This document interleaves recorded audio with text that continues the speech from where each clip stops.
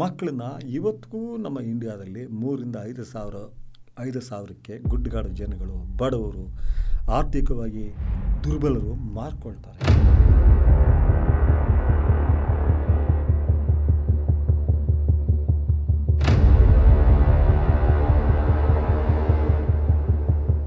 ರಸ್ತೆಯಲ್ಲಿ ಮಗು ಎತ್ಕೊಂಡ್ಬರ್ತಾರೆ, ಭಿಕ್ಷಾ ಕೇಳ್ತಾರೆ.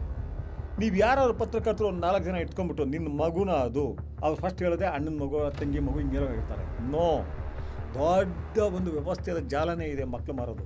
ಅವ್ರು 3,000 ತೊಗೊಂಡೆ 5,000 ಕೊಡ್ತಾರೆ. ಒಂದು ವರ್ಷ ಅವ್ರನ್ನ ಬಳಸ್ಕೋತಾರೆ. ಮತ್ತು ಮಗು ತೋರಿಸಿದಾಗ ಯಾರೋ ದುಡ್ಡು ಕೊಡ್ತಾರೆ. ಒಂದು ವರ್ಷ ಅವಕ್ಕೆ ಅಳಬಾರ್ದು ಅಂತೇಳಿ OPM ಕೊಡ್ತಾರೆ.